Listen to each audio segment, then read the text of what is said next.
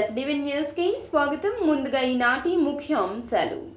గీతాంజలి మరణానికి TDP జనసేనే కారణమంటూ మండిపడ్డ MLA Vellampalli Srinivasarao, ఆమె మృతికి కారణమైన వారిని చట్టరీత్యా కఠినంగా శిక్షించాలని వెల్లడి. టీడీపీ రెండవ జాబితా ప్రకటించడంతో బగ్గుమన్న పార్టీలో విభేదాలు. ఓవైపు జనసేన బీజేపీతో పొత్తు, మరోవైపు కొత్తగా చేరిన నేతలతో అతలాకుతలమవుతున్న టీడీపీ. రాబోయే ఎన్నికల్లో శాంతి భద్రతలపై సామాన్య ప్రజలకు అవగాహన కల్పిస్తూ నున్నా గ్రామీణ పోలీస్ స్టేషన్ పరిధిలో కేంద్ర పారామిలిటరీ సాయుధ దళాలతో కవాతు నిర్వహించిన సిఐ దుర్గాప్రసాద్.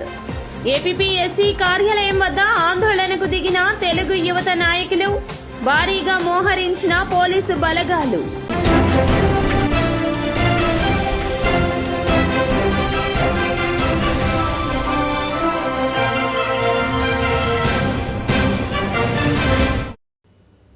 ఇక డీటెయిల్స్ చూస్తే, గీతాంజలి మరణానికి టీడీపీ జనసేనే కారణమంటూ ఎమ్మెల్యే వెల్లంపల్లి మండిపడ్డారు.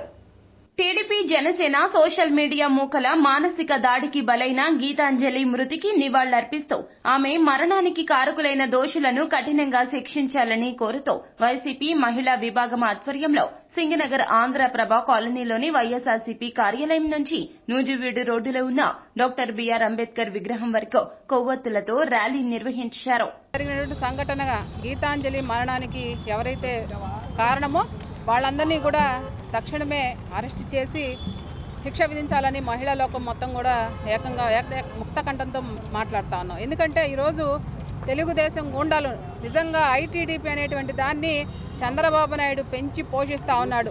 దానికి తోడుగా పవన్ కళ్యాణ్ సినిమా స్టార్ అయినప్పటికీ కూడా మనసులో మనోభావాలు ఎలా ఉంటాయో తేల్చుకునేటువంటి వ్యక్తికి ఇప్పుడు రాజకీయాల్లోకి వచ్చాడు. కానీ ఈ రెండు కలిసి పాపం ఆ అమ్మాయిని జగనన్న ఏదైతే ఇళ్ల పట్టా ఇచ్చి సంబరంగా చేసుకునేటువంటి దాన్ని తన ఎఫ్బీలో మరి దాన్ని పోస్ట్ చేసుకుంది. మరి దాన్ని వీళ్ళు వక్రీకరించడం అనేటువంటిది అది చెప్పలేనటువంటి మాటలతో వర్ణనాతీతం అన్నమాట అమ్మాయి బాధ. ఎందుకంటే నిజంగా మగవాళ్ళు సిగ్గుపడాలా, ఇంట్లో ఆడదలేందే మీకు పూట గడవదు. కానీ మహిళా లోకంలో ఉన్నటువంటి ఎవరైతే ఇట్లాంటి మాట్లాడిన వాళ్ళందరినీ కూడా కించపరిచే విధంగా ఈ టీడీపీ అనేటువంటిది జనసేన అనేటువంటిది పెంచి పోషిస్తూ ఉంది. ఎవరైతే అజయ్ సజ్జా అనేటువంటి వెధవ, వాడిని నోటికి అదుపు లేదు. గతంలో బొక్కలో వేసి తన్నిలా కూడా వీడికి సిగ్గుశరం లేదు. సిగ్గుశరం ఎందుకు లేదంటే వీడు ఉమ్మేసినా కూడా తుడుచుకుపోయే రకం. ఎందుకంటే గతంలో వాడిని బొక్కలో వేసి తన్నినా కూడా నాకు చంద్రబాబు నాయుడు ధైర్యం ఉన్నాడు అనేటువంటి దానిలో అప్పుడు కొంచెం తగ్గినా కూడా మళ్ళీ పిచ్చి పిచ్చి మాటలతో పేలాపన పొందుతున్నటువంటి ఎవడైతే అజయ్ సజ్జా ఉన్నాడో వాడిని అరెస్ట్ చేయాలని మేము డిమాండ్ చేస్తూ ఉన్నాం. అలాగే ఇక్కడ సెంట్రల్ నియోజకవర్గంలో ఉన్నటువంటి రాంబాబు అనేటువంటి వ్యక్తి, అతడు బాండవమ్మ అనుచరుడు. మరి వాడిని కూడా ఇవాళ తెనాలి పోలీసులు అరెస్ట్ చేయడం జరుగుతుంది. వాడికి కూడా కఠినమైన టీడీపీలో అసంతృప్తి సెగ రేగింది. మరొక వైపు పొత్తుల చిచ్చు ఆ పార్టీని అతలాకుతలం చేస్తోంది. టీడీపీ రెండవ జాబితా గురువారం ప్రకటించడంతో పార్టీలో విభేదాలు కట్టలు తెంచుకుంటున్నాయి. ఓవైపు జనసేన బీజేపీతో పొత్తు, మరొక వైపు కొత్తగా చేరిన నేతలతో టీడీపీ అతలాకుతలమవుతుంది. టీడీపీని నమ్ముకున్న సీనియర్లకు చంద్రబాబు మొండి చేయి చూపించారు. దీంతో పార్టీలో తలుపులు మూసుకుపోవడంతో తాడో పేడో తేల్చుకునేందుకు నేతలు బజారుకెక్కారు.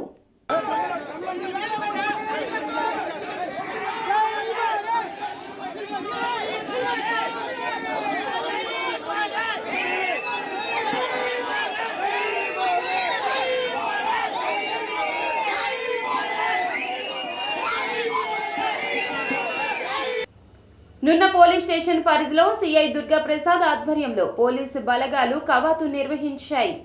నున్న పోలీసు స్టేషన్ పరిధిలోని కండ్రిక, రాజీవ్ నగర్, ఎల్బీఎస్ నగర్ ప్రాంతాల్లో నున్న గ్రామీణ పోలీస్ స్టేషన్ సిఐ దుర్గాప్రసాద్ ఆధ్వర్యంలో బలగాలు కవాతు నిర్వహించారు. రాబోయే ఎన్నికల్లో శాంతి భద్రతలకు ఎటువంటి విఘాతం కలగకుండా సామాన్యుడు ఓటు హక్కును నిర్భయంగా వినియోగించుకునేలా పోలీసులు చేపడుతున్న వివిధ రకాల ప్రణాళికల్లో భాగంగానే ఈ కేంద్ర సాయుధ బలగాల కవాతు నిర్వహించినట్లు ఈ సందర్భంగా సిఐ దుర్గాప్రసాద్ తెలిపారు.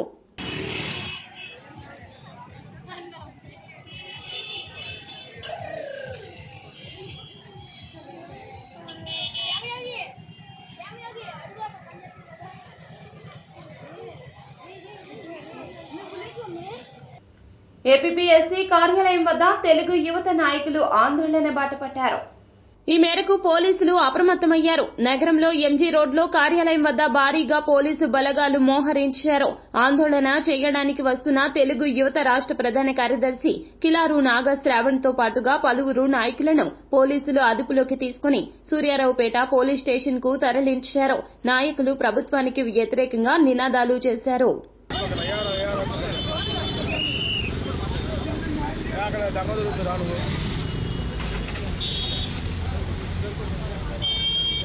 We want justice.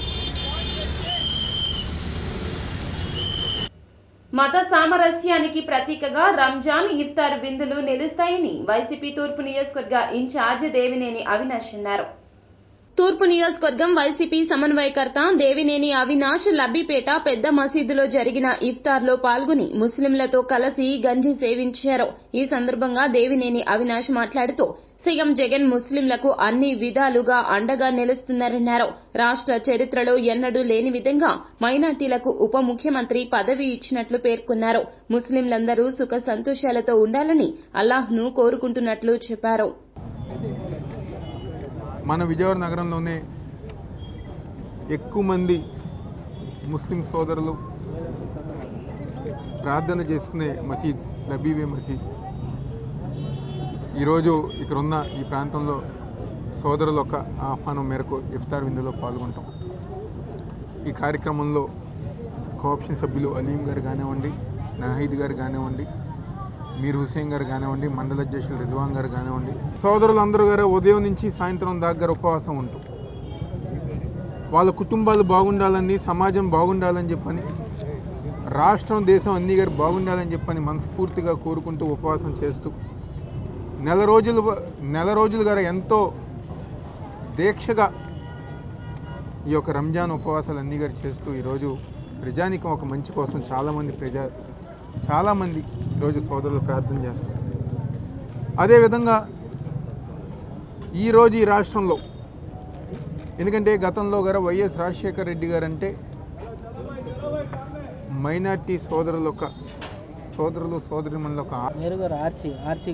అదేవిధంగా సోదరులు ఆర్చి గారు గతంలో స్వర్గీయ దేవినేని రాజశేఖర నెహ్రూ గారు ఒక సహకారంతో ఈ ప్రాంతంలో ఆర్చి ఎంతోమంది వ్యతిరేకించినా ఈ ప్రాంతంలో ఆర్చి ఏర్పాటు చేయాలని చెప్పని ఆ రోజు కోరటం, దానికి అనుగుణంగా వాళ్ళకి మంచి చేసే జగన్మోహన్ రెడ్డి గారి పక్కన వాళ్ళకి చెడు చేసే తెలుగుదేశం, జనసేన, బీజేపీ, ఇదే ప్రతిపక్ష నాయకుడు నారా చంద్రబాబు నాయుడు 2019లో ముస్లింలు ఎవరు కూడా బీజేపీకి ఓటు వేయొద్దు, బీజేపీ అంటే ముస్లిం వ్యతిరేక పార్టీ, బీజేపీ అంటే ముస్లింల్ని ఇబ్బంది పెట్టే పార్టీ, ఈరోజు ఎన్ఆర్సీ కానివ్వండి, అనేక సిఏఏ కానివ్వండి, అనేక ఈరోజు అంశాలు దేశంలో మైనార్టీ సోదరిమణులకు వ్యతిరేకంగా నిలుచున్న బీజేపీ పార్టీతో ఈరోజు రాష్ట్రం కోసం కాదు, ప్రజానీకం కోసం కాదు, విజయవాడ పశ్చిమ నియోజకవర్గ సీటును ఆర్యవైశ్యులకు కేటాయించాలంటూ భాజపా పశ్చిమ కన్వీనర్ పొట్టి శ్రీహరి డిమాండ్ చేశారు. బస్టాండ్ సమీపంలో పాత బస్తీకి చెందిన భాజపా నాయకులు నిర్వహించిన విలేకరుల సమావేశంలో పొట్టి శ్రీహరి మాట్లాడుతూ పశ్చిమంలో ఆర్య వైశ్యులు, జైనులు, బ్రాహ్మణులు కలిపి పెద్ద సంఖ్యలో ఉన్నారన్నారు. తెదేపా, జనసేన, భాజపా పొత్తులో భాగంగా ఆర్య వైశ్యులకు టికెట్టు కేటాయిస్తే వైకాపా అభ్యర్థిని చిత్తుగా ఓడిస్తారన్నారు. ఆర్యవైశ్యనే, గుజరాతీ ఆర్యవైశ్యని. లాస్ట్ టైం నేను పశ్చిమ నియోజకవర్గంలో పోటీ చేశాను 2019లో. అప్పుడు బీజేపీతో ఓన్లీ సింగిల్ పార్టీగా పోటీ చేస్తే స్టేట్ మొత్తంలో 3వ స్థానం వచ్చింది ఓటింగ్లో. ఆ 3వ స్థానంలో కాక ఒక డివిజన్లోనే ఫస్ట్ నిలబడ్డాం మేము. 3వ స్థానంలో వైసీపీ వచ్చింది, 2వ స్థానంలో టీడీపీ వచ్చింది. అందుకని మేమందరూ కోరుకునేది ఏంటంటే వ్యాపారస్తులు కానీ, బిజినెస్ మ్యాన్ కానీ, వైశ్యాస్ కానీ, జైన్స్ కానీ, మార్వాడీస్ కానీ కోరుకునేది ఏంటంటే వ్యాపారంలో చేసే వాళ్ళందరికీ మేము బాగా మంచిగా చూసుకుంటాం. ఏదైతే డెవలప్మెంట్ ఉందో ఆ విషయంలో మా పార్టీ ముందుందని మీ అందరికీ తెలుసు. ఇంకోటి, కరోనా టైంలో ఏదైతే మేము సేవా కార్యక్రమం చేసామో మీ అందరికీ గుర్తుంది. కనీసం మేమే వ్యాక్సిన్ కార్యక్రమం కనీసం 10,000 మందికి మేము వ్యాక్సిన్ ఇప్పించాం దగ్గరుండి. అది కూడా ఏమి ఇబ్బంది లేకుండా వ్యాక్సిన్ కూడా చేసాం. సేవా కార్యక్రమంలో ముందుంటాం. అన్నిట్లో మేము ముద్రా బ్యాంక్ లోన్ కూడా నేను కూడా స్వయంగా ముద్రా బ్యాంక్ కనీసం ఈ నియోజకవర్గంలో నేను 15,000 మందికి ఇప్పించి ఉంటాను. ముద్రా వరంలో అండ్ క్యాస్ట్ అండ్ క్రూ లేకుండా నేను అందరికీ సమానంగా చూశాను. అంతేగాని మా వాళ్ళకి చేయడం కానీ మీ వాళ్ళకి కాదు. మేము మా వైశ్యాస్ అందరూ కలిపి ఒకటే కోరుకుందాం, వైశ్యాస్కి ఈసారైన అవకాశం ఇవ్వాలి భారతీయ జనతా పార్టీ నుండి. ఎందుకంటే ఎక్కడ పొట్టి శ్రీహరి భారతీయ జనతా పార్టీ పశ్చిమ నియోజకవర్గ కన్వీనర్ని. ఈరోజు ప్రధానంగా 2 విషయాలు మీతో పంచుకుందామనే ఉద్దేశంతో ఈరోజు మీతో కలవడం జరిగింది. ఏదైతే ఆంధ్ర రాష్ట్రంలో ఈరోజు ఒక అనిశ్చిత ప్రభుత్వం, అభివృద్ధి నిరోధక ప్రభుత్వం, ప్రజాకంటక ప్రభుత్వం నడుస్తూ ఉందో, అతి త్వరలో ఈ ప్రభుత్వానికి చరమగీతం పాడే ఉద్దేశంతో ప్రజా అభివృద్ధి ఏదైతే ఆగిపోయిందో దాన్ని సమగ్రాభివృద్ధి, దేశం మొత్తం ఒక తాటిపై అభివృద్ధి చెందుతూ ఉంటే ఈ రాష్ట్రం మాత్రం అధోగతి పాలవుతున్న పరిస్థితి మనం రాష్ట్రంలో చూస్తూ ఉన్నాం. కాబట్టి ఈ పరిస్థితుల్ని అధిగమించడానికి భారతీయ జనతా పార్టీ కేవలం ప్రజా అభివృద్ధి కోసమే, ఆంధ్రప్రదేశ్ అభివృద్ధికి కట్టుబడి ఈ పొత్తుని తీసుకోవడం జరిగింది. ఈ పొత్తులో భాగంగా మాకు సీట్లు తక్కువ ఇచ్చినా కూడా భారతీయ జనతా పార్టీ ప్రజా సంక్షేమాన్ని, ప్రజా అభివృద్ధిని. నా పేరు రవ్వ హరీష్, నేను భారతీయ జనతా యువ మోర్చా స్టేట్ కోశాధికారిని. సో ఈరోజు ఈ ప్రెస్ మీట్ పెట్టడం చాలా ఆనందదాయకం. ఎందుకంటే బీజేపీ, జనసేన మరియు టీడీపీ వల్ల ఏదైతే కూటమి ఆంధ్రప్రదేశ్లో ఏర్పడిందో అది చాలా మంచి రోజులు రాబోతున్నాయి మనందరికీ. ఇంకొక 50 రోజులు మనం వెయిట్ చేస్తే సరిపోతుందని నేను మనస్ఫూర్తిగా భావిస్తున్నాను. బీజేపీలో పొత్తు భాగంగా మనకి దాదాపుగా 10 ఎమ్మెల్యే సీట్లు, అదేవిధంగా 6 ఎంపీ టికెట్లు రావడం జరిగింది. దీంట్లో పొత్తు వల్ల దాదాపుగా ప్రపంచంలోనే అతిపెద్ద పార్టీ అయినటువంటి భారతీయ జనతా పార్టీ సుమారుగా 52 ఎమ్మెల్యే టికెట్లు ప్రభావితం చూపిస్తుందని నేను మనస్ఫూర్తిగా కోరుకుంటున్నాను. అదేవిధంగా ఈరోజు విజయవాడ వెస్ట్ చూసినట్టు అయితే చాలామంది అధికంగా ఉండేది వ్యాపారస్తులు, ఆర్యవైశ్యులు, జైనులు, మార్వాడీలు. దాదాపుగా వ్యాపారస్తుల సంఖ్య, ఆర్యవైశ్యుల సంఖ్య 32,000 మంది ఉన్నారు. అదేవిధంగా 8,000 బ్రాహ్మణులు ఉన్నారు. అదేవిధంగా మన మార్వాడీలు, జైన్లు కలిపి 12,000 మంది ఉన్నారు. దాదాపుగా 50,000 మంది పైగా మన విజయవాడ వెస్ట్లో ఉండడం జరుగుతుంది. సో తద్వారా మేము జనాలకు కానీ పార్టీకి కానీ రిక్వెస్ట్ చేసేది ఏంటంటే ఈ యొక్క మంచి అవకాశాన్ని దయచేసి ఆర్యవైశ్యులకు. అగ్రవర్ణ పేదల ఆర్థిక అభివృద్ధి కోసమే సీఎం జగన్ ఈబీసీ నేస్తం పథకం ప్రవేశపెట్టారని కలెక్టర్ ఎస్ ఢిల్లీరావు అన్నారు. నంద్యాల జిల్లా బనగానపల్లె నుంచి వైఎస్ఆర్ ఈబీసీ నేస్తం పథకం ద్వారా ఆర్థిక సాయాన్ని మహిళల బ్యాంకు ఖాతాలకు నేరుగా జమ చేసే కార్యక్రమం నిర్వహించారు. నగరంలోని కలెక్టరేట్లో వీడియో కాన్ఫరెన్స్ హాల్ నుంచి కలెక్టర్ ఢిల్లీరావు వివిధ కార్పొరేషన్ చైర్మన్లు, ప్రజాప్రతినిధులు ప్రత్యక్ష ప్రసారంలో వీక్షించారు. కలెక్టర్ ఢిల్లీరావు ఆర్థిక సాయం చెక్కును లబ్దిదారులకు అందజేశారు. ఈ సందర్భంగా ఆయన మాట్లాడుతూ గత ఎస్సీ, ఎస్టీ, బీసీ, మైనార్టీ వర్గాలకు మాత్రమే ప్రభుత్వం నుండి ఆర్థిక సాయం అందేదన్నారు. నిరుపేదలు ఆర్థికంగా బలోపేతమైతే సమాజం అభివృద్ధి చెందుతుందని సీఎం జగన్ భావించి అగ్రవర్ణాల్లోని నిరుపేదలకు వైఎస్ఆర్ ఈబీసీ నేస్తం పథకాన్ని అమలు చేస్తున్నారని వెల్లడించారు. నంద్యాల జిల్లా బనగానపల్లె నుంచి వైఎస్ఆర్ ఈబీసీ నేస్తం పథకం ద్వారా ఆర్థిక సాయాన్ని మహిళల బ్యాంకు ఖాతాలకు నేరుగా జమ చేసే కార్యక్రమం నిర్వహించారు. నగరంలోని కలెక్టరేట్లో వీడియో కాన్ఫరెన్స్ హాల్ నుంచి కలెక్టర్ ఢిల్లీరావు వివిధ కార్పొరేషన్ చైర్మన్లు, ప్రజాప్రతినిధులు ప్రత్యక్ష ప్రసారంలో వీక్షించారు. కలెక్టర్ ఢిల్లీరావు ఆర్థిక సాయం చెక్కును లబ్దిదారులకు అందజేశారు. ఈ సందర్భంగా ఆయన మాట్లాడుతూ గత ఎస్సీ, ఎస్టీ, బీసీ, మైనార్టీ వర్గాలకు మాత్రమే ప్రభుత్వం నుండి ఆర్థిక సాయం అందేదన్నారు. నిరుపేదలు ఆర్థికంగా బలోపేతమైతే సమాజం అభివృద్ధి చెందుతుందని సీఎం జగన్ భావించి అగ్రవర్ణాల్లోని నిరుపేదలకు వైఎస్ఆర్ ఈబీసీ నేస్తం పథకాన్ని అమలు చేస్తున్నారని వెల్లడించారు. గీతాంజలి సోషల్ మీడియా ట్రోలింగ్ కేసులో 2 నిందితులను అరెస్టు చేసినట్లుగా గుంటూరు జిల్లా ఎస్పీ తుషార్ డూడి వెల్లడించారు.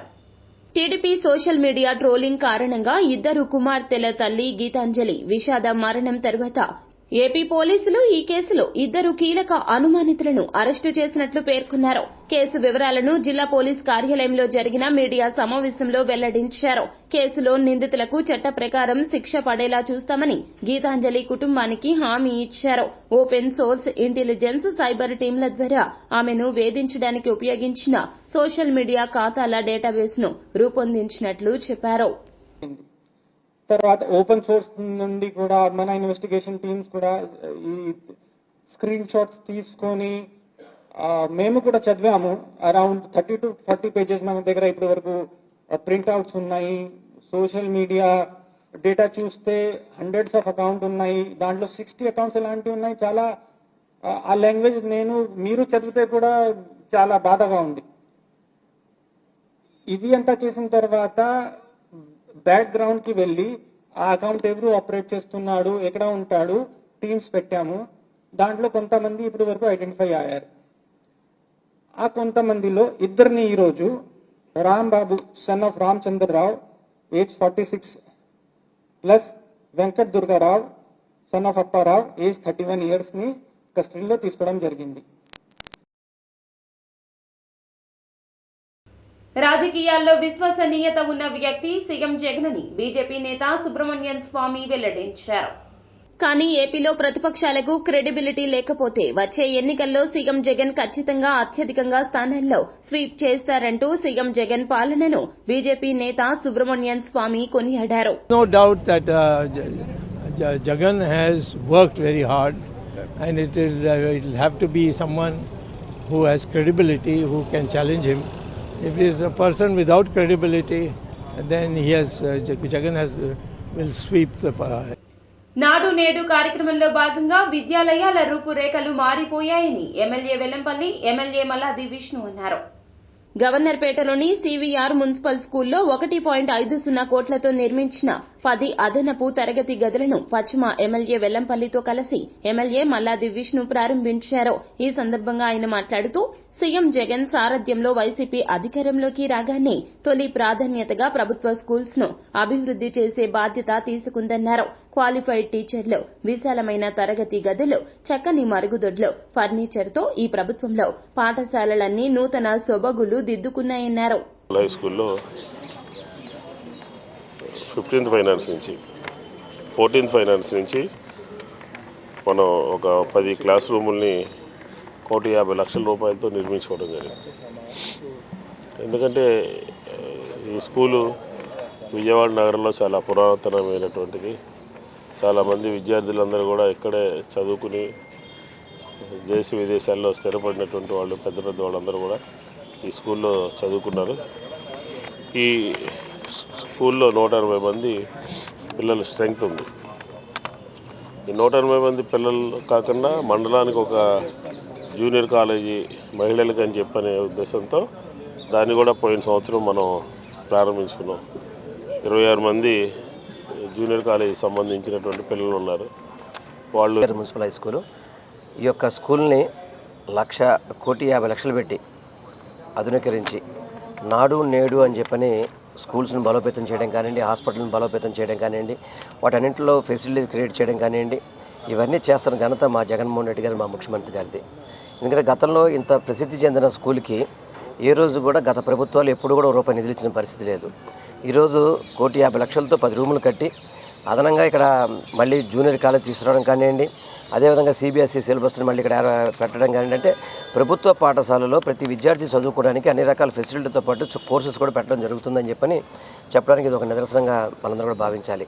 ఎందుకంటే జగన్మోహన్ రెడ్డి గారు చదువుకి పెద్దపీట వేస్తూ చిన్నపిల్లలకి అమ్మఒడి దగ్గర నుంచి ఫీజు రింబర్స్మెంట్ వరకు కూడా జగనన్న గోరుముద్ద కానీ, జగనన్న విద్యా దీవెన కానీ ప్రతి ఒక్కటి కూడా జగనన్న 1,50,00,000తో G+1 బిల్డింగ్, కాలేజీ బిల్డింగ్ను ఓపెన్ చేయడం జరిగింది. శాసనసభ్యులు వచ్చి ఓపెన్ చేశారు. ఇది 2020 నుంచి సుమారుగా 4.5 సంవత్సరాల పైన ఈ బిల్డింగ్ కట్టడానికి దఫాల వారీలుగా రాష్ట్ర ప్రభుత్వం దఫాల వారీగా సుమారు 4.5 సంవత్సరాల నుంచి సాగదీస్తూ మరి ఈ రోజుకి ఎలక్షన్లు వస్తున్నాయి కాబట్టి కోడ్ వచ్చే ముందే ఓపెన్ చేయాలి కాబట్టి ఇది హడావుడిగా ఓపెనింగ్ కార్యక్రమాలు పెట్టి ప్రోటోకాల్ లేనటువంటి వ్యక్తులు వచ్చి ఓపెనింగ్ కార్యక్రమంలో పాల్గొని, ప్రోటోకాల్ ఎవరికి ఉంది ఇక్కడ స్థానిక కార్పొరేటరు, ఎమ్మెల్యే,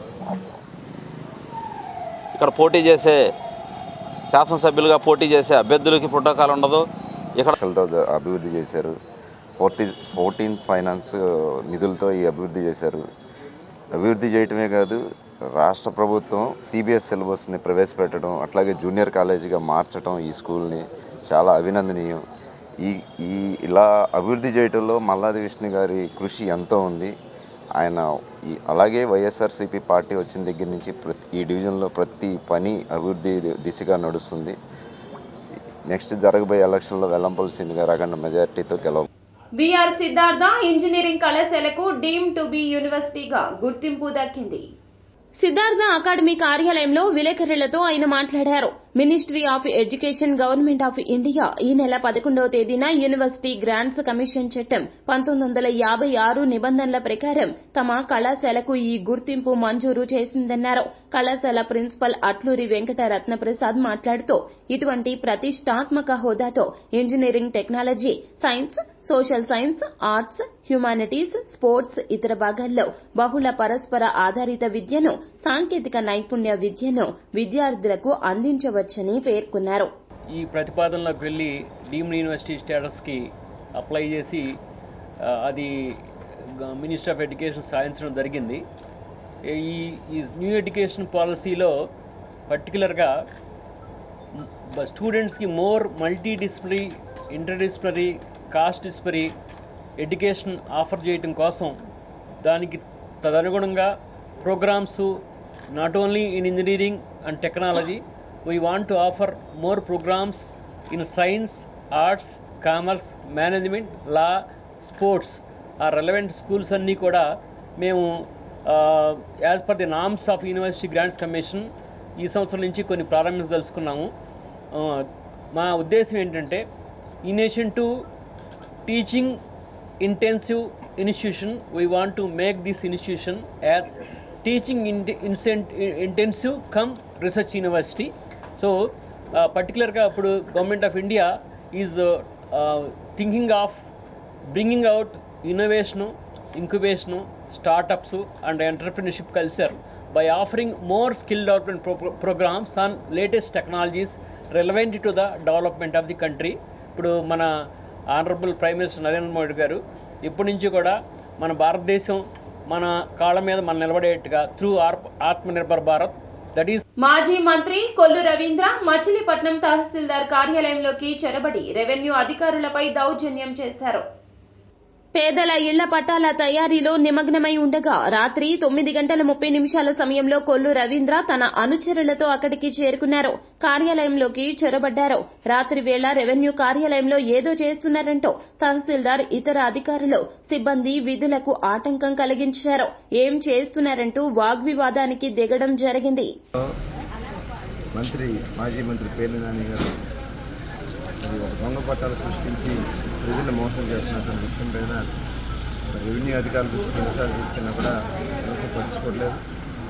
నిన్న ఎంఆర్ఓ ఆఫీస్కి వెళ్ళి మీరు ఇచ్చినటువంటి పట్టాలకి శానిటీ ఏమన్నా చూపించండి అని చెప్పినా కూడా వాళ్ళు సరైనటువంటి చూపించకుండా అక్కడ కేవలం స్ట్రీట్ ఫీల్డ్ అనో లేదంటే దాని మీద వచ్చిన నెంబర్ వేసేసి ఇచ్చేస్తున్నారు. RSS నెంబర్ కానీ, డేట్ కానీ, దాని మీద స్టాంప్ కానీ ఏమీ లేదని చెప్పి మేము అడిగినా కూడా దానికి సమాధానం చెప్పకుండా స్టాంప్ లేకపోతే అది పనికిరాదని చెప్పారు. సాక్షాత్తు ఎంఆర్ఓ గారు చెప్పడం కూడా జరిగింది. మరి నిన్న జేసీ గారిని, కలెక్టర్ గారిని కూడా మేము మాట్లాడడం జరిగింది. మరి ఇప్పటివరకు కూడా ఎటువంటి యాక్షన్ లేదు.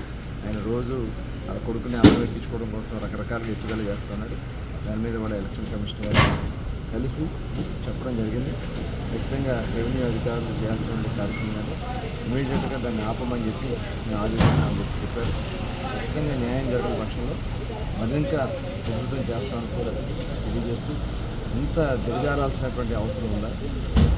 ఇటువంటి రాజకీయాలు చేస్తున్నటువంటి ఈ చెత్త ఎమ్మెల్యేని, చెత్త మరి నాయకుని ప్రజలు కూడా కనీసం మేము వచ్చేది దాచేసుకోవడం ఎందుకంటే కొన్ని నిజంగా మీరు ధైర్యంగా చేస్తున్నారు. దాచుకోవడం ఎందుకు? అప్పుడప్పుడు తీసేసారు మొత్తం అక్కడ. మాట ఎవరైనా అంటే పబ్లిక్ వీడియో రికార్డ్ ఆల్రెడీ చేయండి సార్ ప్లీజ్ చేయండి, మా మీద కేసు పెట్టండి.